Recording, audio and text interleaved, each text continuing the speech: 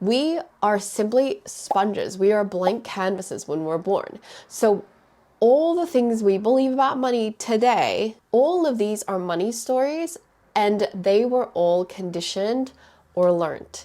If you grew up in a household where your dinner table subject or conversation was about investing, was about compounding your wealth, versus a household that was your parents were taking on 5 jobs at a time and they were hustling and they were exhausted, can you imagine how that would affect how you relate to money? Something that I heard growing up, like nobody loves what they do and makes lots of money. Like that wasn't the thing that was said, but it was just like this underlying thing. Like you had to be miserable almost.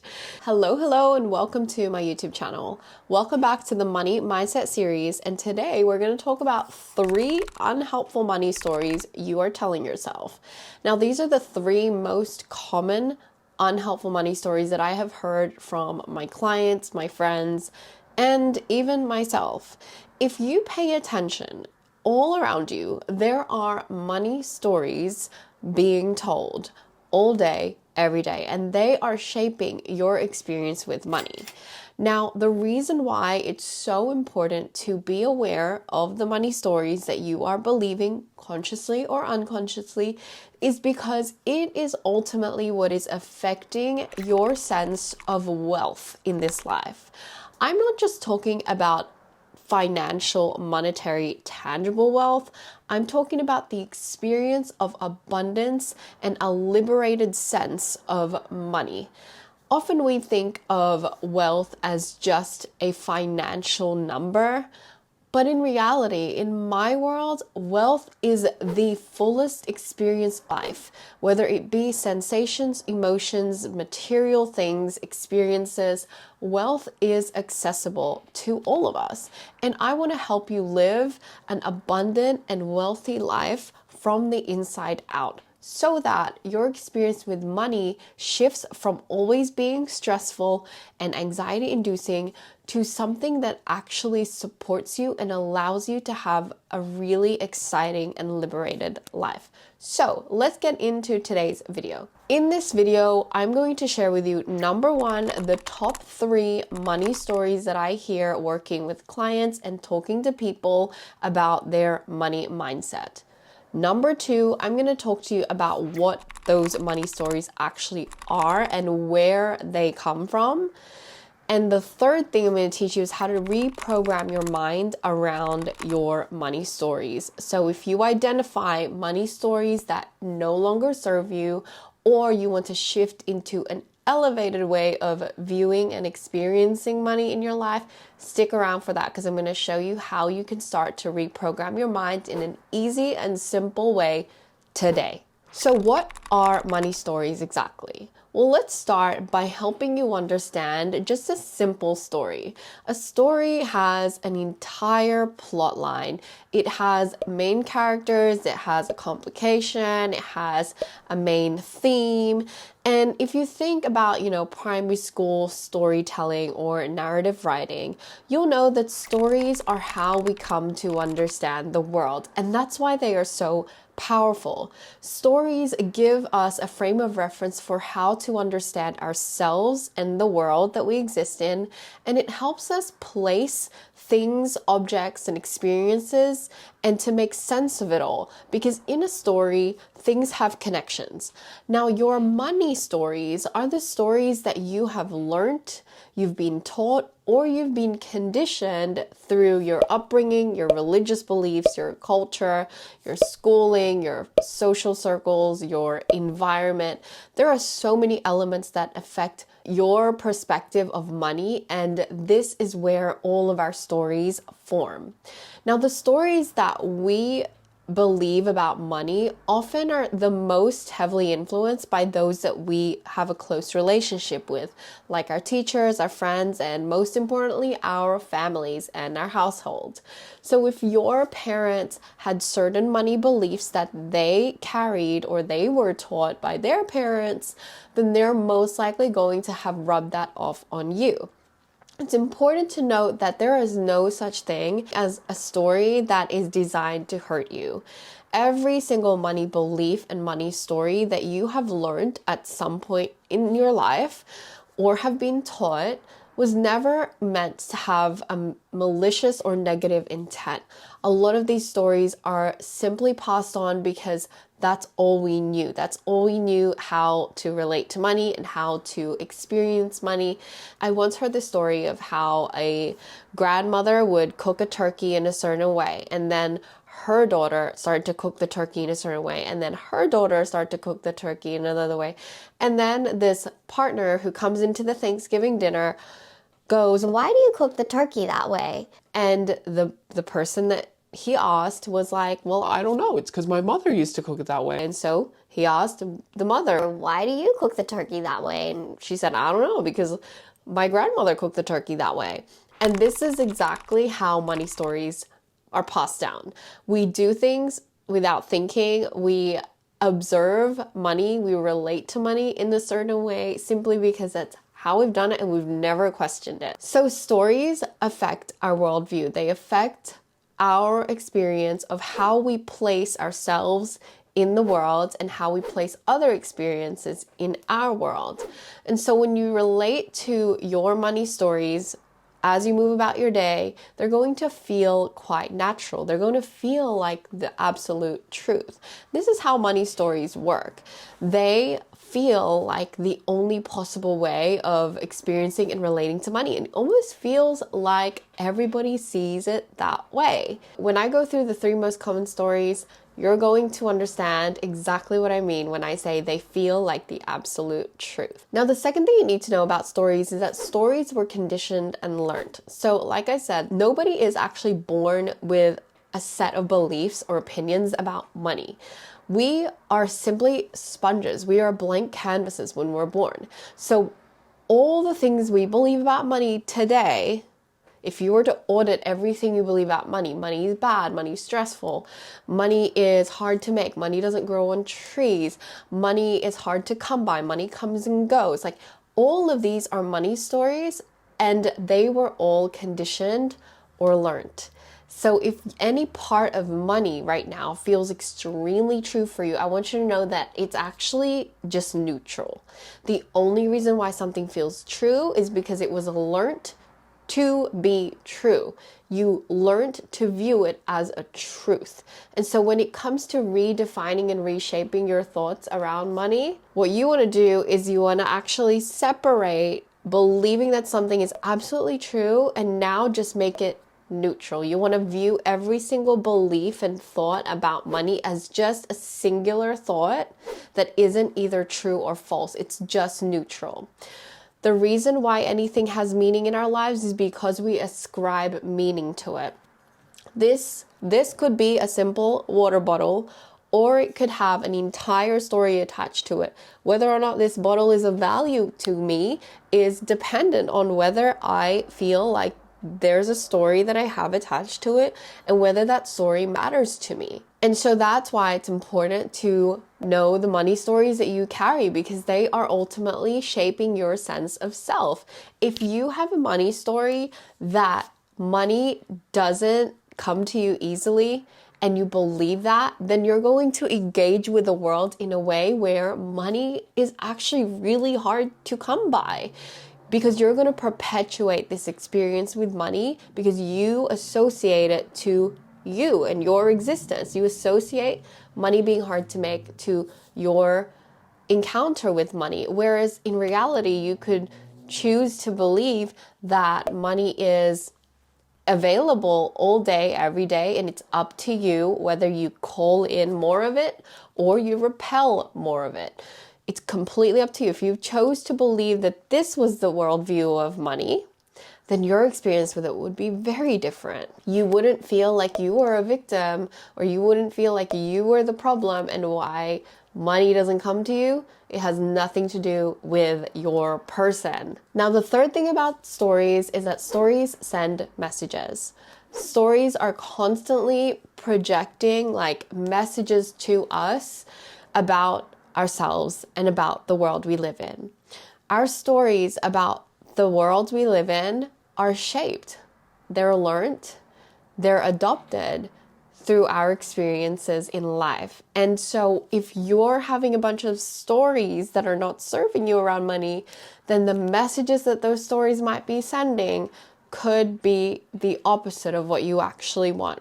So, for example, if you're going to the grocery store and you have a thought, you have a belief that everything is always so expensive for you, then imagine just what message that is sending to you. It's sending a message that you are never going to have enough because everything's always expensive for you. But what if you went to the grocery store and you said, I can always afford the things that I want? Right? It might be true that some things are outside of your budget, but if your worldview, your story is money supports me, I can afford whatever it is that I want, I can decide to delegate money to the things that matter to me, then how are you going to relate to that thing on the shelf that you want? You're going to likely decide that you can afford it, because if you've been doing this for years and years and this is your programming, your intentional money belief, then you're going to always find a way to have the money to get the thing that you want. I know it sounds trippy, but it's really this. This is how simple it is. This is the difference between somebody who never buys what they want and the person who always seems to have enough for the things that they want. This is the difference between me going to the grocery store and always settling for the cheaper home brand item, even though what I really wanted was like the thing that was an extra dollar or two more. I would tell myself I didn't have the money, when in reality, if I just went and bought the thing that I wanted, I actually usually did have the money. And all it came down to was being willing to expand out of that story that I could only afford the cheap thing on the shelf, and be willing to push and find ways that the other way could be true as well. All right, so there is your summary. Money stories are learned. Money stories send messages, and money stories affect our worldview. Okay, let's go to the 3 most common money stories. The first of the 3 most common money stories that I want to talk about is, number 1, I don't have enough. This money story is all about lack. This money story comes from a place of believing that there is not enough to go around. If you were to imagine that money was the ocean, and that you taking a cup of water and filling it with water from the ocean were taking away from the ocean's supply of endless water, you would think that was ridiculous. It's like saying when it's raining, I'm going to put a cup out and let my cup be filled up with water, and being like, I'm being selfish for taking all the water. It sounds ridiculous, right? This is how we sound when we are in lack. What we have to understand is that there is no limit to money. There is an infinite amount of money out there in the world.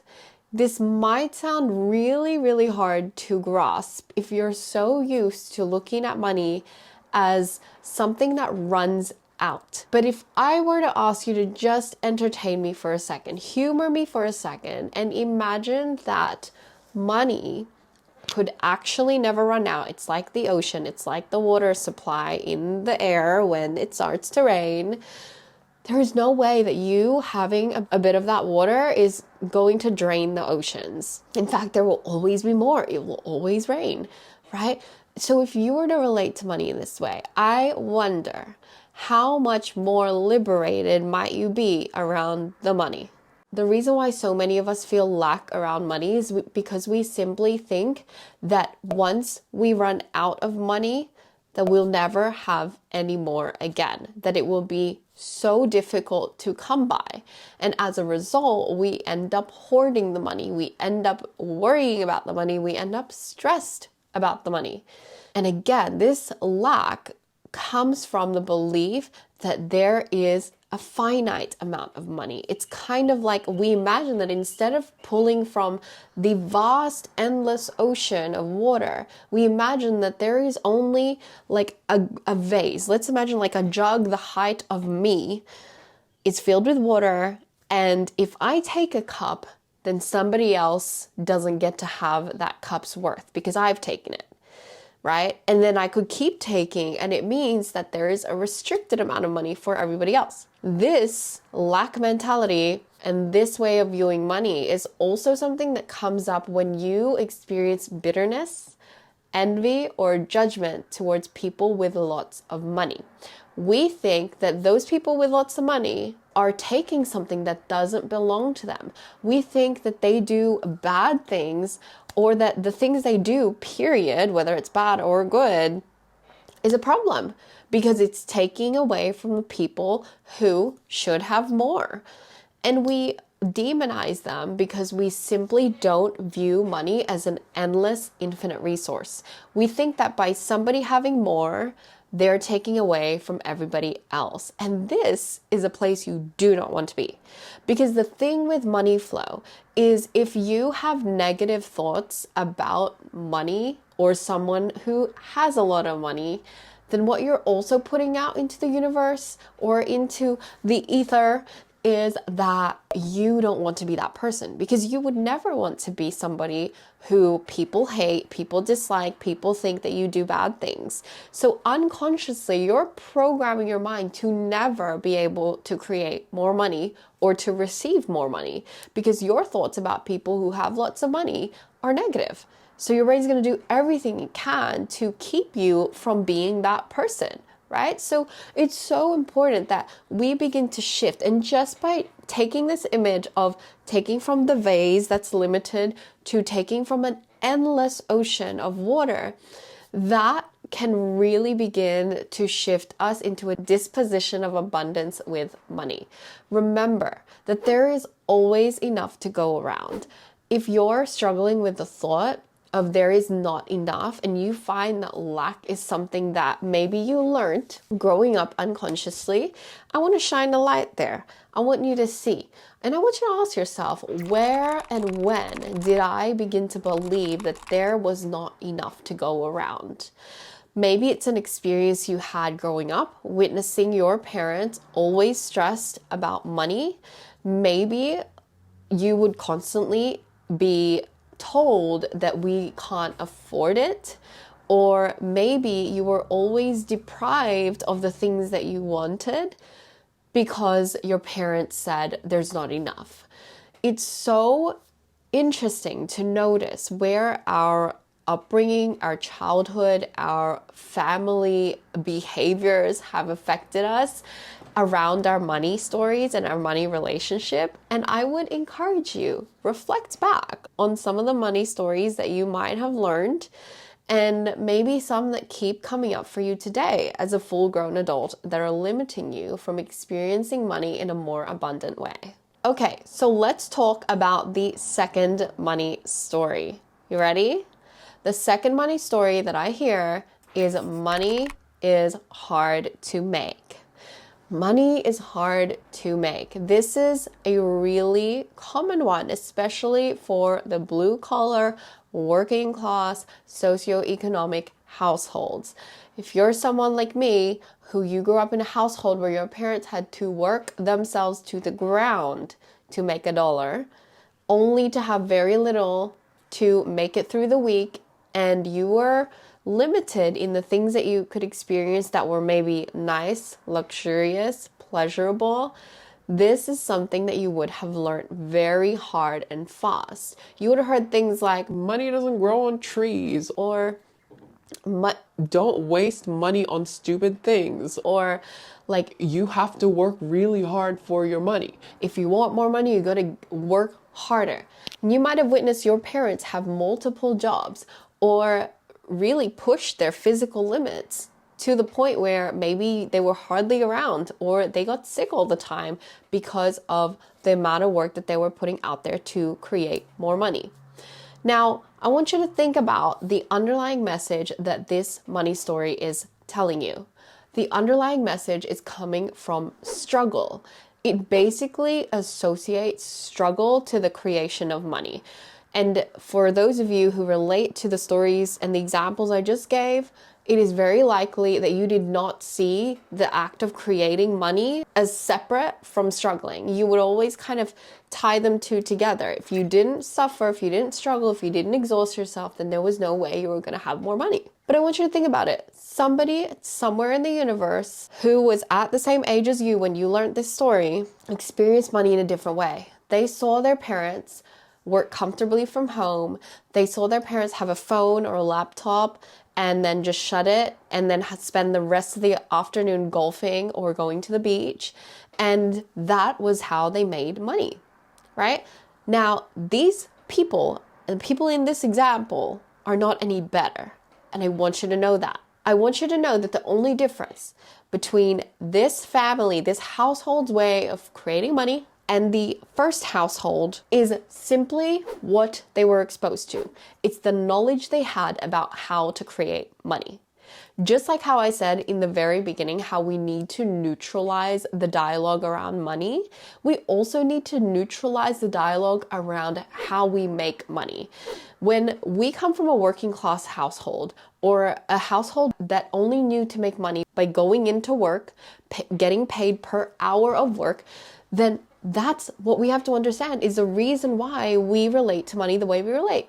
But if you grew up in a household that showed you that the way you created money was to actually get online, learn a bunch of things about trading, about stocks, about investing, you were taught messages like, it's not about pay per hour. How you make money is by adding value. Or your message around how to create money was not about physically going in and laboring, but your message around money was using your knowledge or investing, taking X amount and putting it into this and understanding compound interest or compound investments. Like there are so many things that we just don't know, that we were never taught, we were never modeled.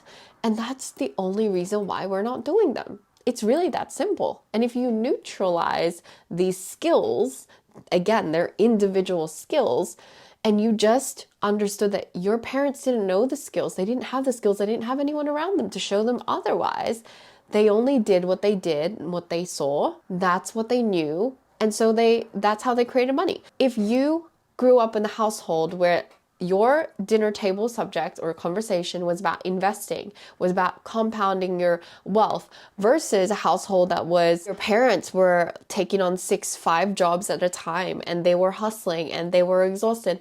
Can you imagine how that would affect how you relate to money? Can you imagine the kind of ideas, solutions, and stories that you would have in your mind growing up about how you can create more money? One person is going to study some more things and figure out how to compound their wealth and where to invest it, and they're going to do a bunch of research on that. And the other person is going to do a bunch of research on what other jobs can they do, what labor jobs, what hourly rate could they get at a maximum, doing what jobs. Like the pathways are just going to be different. Neither are wrong. It's just one way is a way that was not learned by the other. And so this is so important because when you look at the money story of money is hard to make and it associating struggle to creating money, it helps you realize that struggle is not the only way, that there are multiple ways and people have done it for decades, for generations. There are many more ways to create wealth than just the one pathway that you were modeled.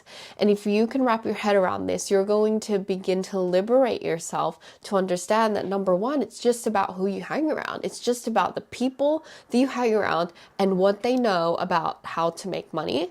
And number two, you're going to give yourself the permission to try new ways and new pathways. I know for me, I really struggled to wrap my head around investing, around anything to do with compounding my wealth. I had never really heard of multiple income streams because I associated that to something that only wealthy people could do. But far out, me getting 3 jobs and having an online business and selling a product is already 5 different multiple income streams. And it really doesn't take that much at all, other than just being willing to put in the work to build 5 income streams, right? I resisted doing that for so long because I had all of these stories telling me that a blue collar or a working class person, that's just not what we do. We don't have multiple income streams. But you can begin to push that barrier and try new things and challenge all the stories when you become aware of something like this. So making money does not have to be a constant struggle forever and ever and ever, amen, right? You get to redefine the experience of creating money. And it's also something that I heard growing up, like nobody loves what they do and makes lots of money. Like that wasn't the thing that was said, but it was just like this underlying thing. Like you had to be miserable almost. And I feel like in an Asian household, something like creative arts or doing something that was like mentoring, for example, it would be looked down upon. It wouldn't be understood. It wouldn't be a viable income stream. You had to do something like be a doctor, a lawyer. And this is something we hear all the time. And it's almost this idea that the creative things or the things that maybe fulfill our souls, the things that maybe we're more gifted and talented at are not viable income streams, when in reality they are. People have been doing it for generations. And it's just something that we have to push the boundary on. And in this day and age, you don't want to just believe that the only way to create money is to struggle. In fact, you can completely invert that today and ask yourself, how can I really enjoy myself and be making money, right? Play with that, because maybe you've never actually allowed yourself to. Maybe you've never actually thought about how you're making money today could be fun. Maybe you've always ever gone to work and felt really miserable because it's work and work should be miserable. But if you're having fun at your work, then oh my God, imagine how much more fun it would be to create more money. Imagine how much more liberating it would be to problem solve how to make more of it, right? Money does not have to be always a struggle. Okay, the final money story is I'm bad with money. This story is all about distrust. It basically says that I am not capable of taking care of money. You cannot trust me with money. Now, one of the ways that this has come up for me personally is that every time I create money or every time I get paid, I would have a habit of always spending it. And I would spend it on things that I would label reckless or immature. Or I would just kind of impulsively buy things without thinking about it. Now, the reality is this created a lot of distrust internally with me and the money that I would receive. So when I started to make more money, whether I made more money in my business or I would get a higher paycheck because I worked more hours, what would happen is subconsciously, because I had an identity and a self-concept that said, I cannot be trusted with money, I don't know how to handle money, I'm bad with money, these are my stories, what would happen is I would self-sabotage. So I would make a lot of money, right? And then I would just instantly want to get rid of it because it just feels so uncomfortable. This is something that happens with people who win the lottery, people who've never had a lot of money, people who've always had the self-concept that they're bad with money or that money is hard to make, hard to have, or they never have any savings. If somebody with this money story receives a lot of money, what you'll find is that they actually spend the money as quickly as they received it. In fact, most of them will actually go into debt. And that's because the identity is still outdated. The identity of being able to just have money rather than feeling the need to constantly spend it is underdeveloped. It's not there yet. And so what I've found is if I can become aware of my sense of trustworthiness and how I view myself when I experience receiving money, then I can be more mindful about why I'm doing something. And oftentimes we just simply don't slow down enough to feel whether money feels good to either have, to keep, to save, or to spend. We kind of just on autopilot, we just do things with it right away without thinking about it. And so my tip for you is, if you have this money story, is to learn to slow down so that you can really observe and act according to how you want to act, not according to how your programming has instinctively, habitually always directed your actions. Taking back your power around this piece of distrust and not being trustworthy is really just about taking it one action at a time with every decision you make. For example, if you are really bad at saving, that's your money story, you believe that you're bad at saving. If you were to get paid today, let's say you have $100 available to you to either save or spend, and you hear your parents go, you need to save that money, you need to save, save, save. And you've always found that you resist that because it was just something that your parents told you to do and it makes you angry that they just told you to do it and you wanted to rebel. If you don't think about it, you're just going to spend it. But consciously, perhaps, maybe you do want to save. Consciously, maybe you do have goals you want to meet. You want to go on a Europe trip next year. You want to save for a house. You want to start investing. What you need to do is slow down. You want to think about that $100. You want to ask yourself, okay, I could save it or I could spend it. Why would I want to spend it? Give yourself all the reasons. And why would I want to save it? Give yourself all the reasons. Take the time to form your own reasons for why you do things and why you do not do things. And I promise you, over time, you're going to find that your reason for wanting to keep the money and save the money is going to be more meaningful to you. And that's what makes all the difference. See, our parents' version of talking to us about our money was literally save. Anak, you need to save. Or you need to make sure you have money. Like, these are the stories that we hear about money, but nobody ever tells us why. And I think that's why a lot of us are like messed up around our money, because nobody actually taught us helpful skills for how to liberate ourselves in the experience of money. Right? To this day, I still don't know what I was being told to save for. There's 1,000,000,001 things that I could be saving for, but nobody ever told me, right? So believing that you're bad with money is simply not serving you. If this is something that you have a story around today, I encourage you, slow down, pay attention to how you relate to your money, whether you're spending it, saving it, keeping it, whatever it is. Take the time to feel good for your own reasons for why you do what you do with your money.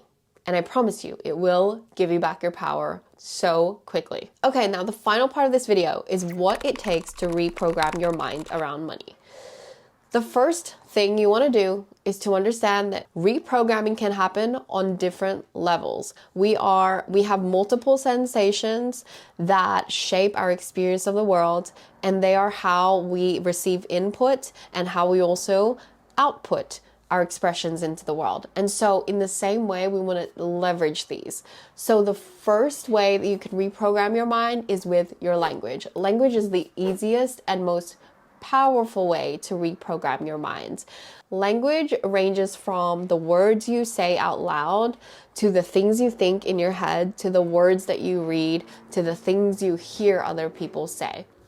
Language is something that is always being input into our minds, into our experience. So what we want to be careful of is catching the thoughts that we have about money. We want to be mindful of the conversations we have with our friends, the things that they say about money, and whether we're agreeing and believing and internalizing some of the things that maybe we don't want to agree with. So if you hear your workmates say, like, I absolutely hate my job. Or they say things like, ugh, money's so hard. Or your partner is always like, everything is so expensive. Or it's like, just notice the amount of times people complain about inflation. And notice where your energy is. These days, since becoming aware of how I just don't want to agree to this whole, like, it's like a misery around the inflation rates, I noticed it. So I hear people talk about how everything's so expensive. And instead of going, yeah, and like just heating up the conversation, I just kind of go, Like, I don't even comment. And before that used to be the topic of small talk. And it's like, no, I don't want to freaking waste energy fanning this flame of feeling helpless around money. I would rather talk about, like, what did I do today than waste my energy talking about inflation and complaining about it. Now, it would be a different story if somebody wanted to talk about how they really wanted to go on a Europe trip and how they have to save for it. And we might engage in a conversation about what are they going to do to save for it and how excited they are to be able to create the money. That's a different energy around money. That's something I can get behind, because that's putting out this concept that I am in control of money. Money gets to fund the things that matter to me versus feeling really helpless, feeling like, oh my God, the world is out to get me. like we don't want that. So you just want to be mindful of the language around money in your day-to-day life. And you want to choose to purposely disengage in some of the money conversations that are just not serving you to feel more abundant around money. Now, the second way you can reprogram your mind is visuals. Visual tools are everything. This is why vision boards work so well, and it's exactly why I run programs, workshops, classes on vision board creation, because visuals are the fastest way that our mind can register information.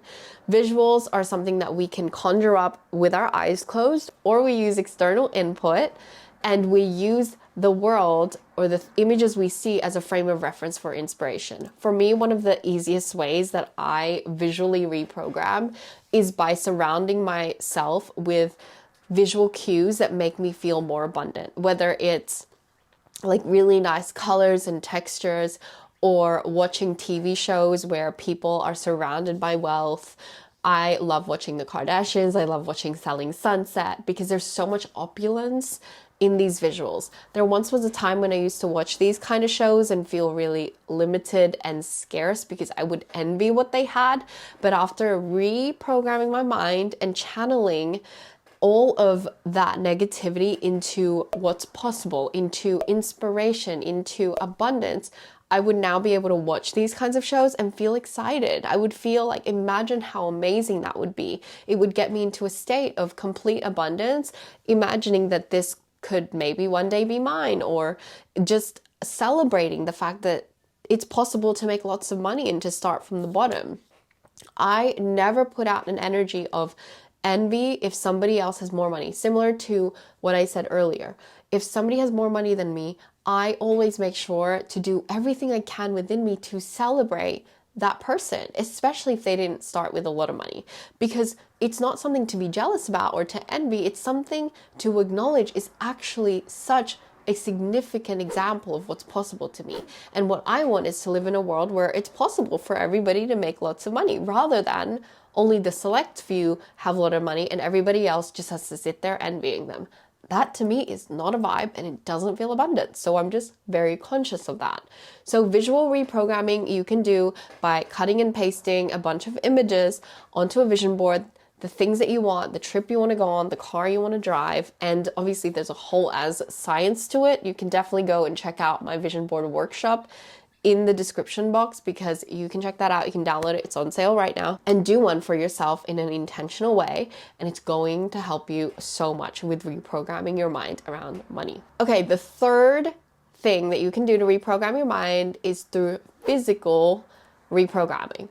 Physical stimulus is also a way that you can shift the energy around your money. So for example, maybe you're used to checking your bank account and feeling really anxious. I know this is something that I've felt a lot, especially in the past. Opening my bank account would create a lot of stress, and it would make my chest feel like it was caving in. It would make my heart beat really fast. And as a result, my experience with opening my bank account every single time I did it was just constantly negative.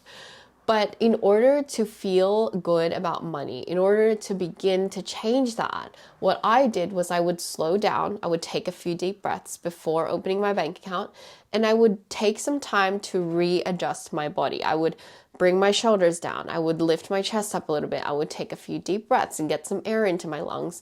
And I would purposely create calm and replace that negative, stressful sensation with positivity and calm and gratitude. And I would actually tell myself things like, I'm so grateful that I have the amount of money I have in my bank account. The number in my bank account does not dictate my worth. Like, I would say things like this before I opened my account. And so when I did, I would feel so much more peaceful and so much more liberated with my money. And so that is a really simple way that you can play with physical movements, physical activity to move your energy around before you relate to money. It's the same thing before you tap your card at the counter. Maybe you're used to feeling really hesitant or feeling really like uncomfortable tapping your card at the FPOS machine, but maybe a practice that you do before you hit tap is you just take a deep breath, or you hold the plastic card in your hand and you just like squeeze it a little bit tighter as a reminder that you're grateful for having this money to spend on yourself, and you just tap away. These are some physical ways that you can shift that energy around money that will allow you to feel so much more free and in charge of your money, rather than feeling really helpless and feeling like money is just slipping out of your hands. Okay, now the final thing that you can do to reprogram your mind is somatic. Somatic is to do with the body and the sensations. So often we are moving so fast that we don't even take the time to feel our sensations. And this stimulates a really, really powerful connection for us if we can lean into it. And I encourage you, ask yourself, do a scan as you go about this week. How do you feel when you engage with money? Does it make you feel free, restricted, airy, light, or stressed, constricted, worried, anxious, hot, flustered? Does it make you feel this way to engage with money? And I want you to just do a scan this week to become a little bit more aware and in tune with your body and the sensations in your body every time you're engaging with money. Maybe it's thinking about money. Maybe you're at the store and you haven't even approached the store, but you're looking at a dress. You want to notice your experience with the dress. You want to notice, like when you're looking at the menu, do you let yourself look at the menu and really desire the things you desire, or does the money piece get in the way? Is your constant thought, how much is that? Right? Do you shop from the sale rack, or do you shop from the mannequin when you see it? Do you let yourself window shop, or do you always kind of go, well, that's probably too expensive, so I'm not even going to check the price tag? So really begin to become more observant, and this will heighten your connection to your senses. And this connection, if you can really begin to be more intuitive and aware of your somatic experience with money, you'll begin to understand what triggers you, and maybe it'll be an invitation as well to explore what areas of money that you might need to work on. Maybe it's certain beliefs, certain stories. Maybe it's healing from wounds around money. So there's so much to it, but this exercise of becoming more aware of the somatic component is really just about giving yourself a little bit more reference point into the experience of money. I'm going to do a completely separate video on how you can really move through a lot of the maybe restrictive, limiting somatic experience with money so that you can feel a little bit more free every time, and maybe give you some exercises. So definitely leave a comment below with any thoughts, any suggestions, any questions that you want me to address in that video. But I want to challenge you to take the time to do that this week, because I promise you, you probably have never done it before. And the second thing is, if you've never done it before, then there's a chance that you might really benefit from it. So take it from me, give that a go this week, and let yourself feel your way through your money. And let's see what you come out with, and let's see how it begins to change your experience with money. I'm interrupting this video to let you know that I've just released a brand new workshop called Money Liberation. If you are somebody who has always felt like money is stressful, creates a lot of anxiety and worry and attachment in your life, then it's time to redefine the role money plays in your life. This is a masterclass designed to help you transform your money mindset completely in just 90 minutes. You want to join me for this workshop if you're somebody who values the role that money has, but you do not want to spend your life in a constant chase for it or feeling constantly scarce around it. I grew up feeling constantly scarce about money. I witnessed my parents stress, hustle, exhaust themselves for money, and at the same time, never giving themselves permission to enjoy the money that they've created. As a result, this created a lot of scarcity, a lot of insufficiency, and a lot of outsourcing my personal self-worth and validation to the amount of money I have, make, or even get to spend. This experience with money has kept me playing small and limited. So that's why I've created this workshop, so that I can help people just like me work through their money wounds, understand the money narratives that inform the way they relate to money today, and learn how to reprogram their mind into a more abundance mindset that allows you to attract, create, and experience money with more ease and more flow. You're gonna walk away from this workshop understanding exactly what you need to do to reprogram, to shift, and to elevate your way of thinking from scarcity and not enough and feeling lack to living the abundant, most wealthiest version of your life from the inside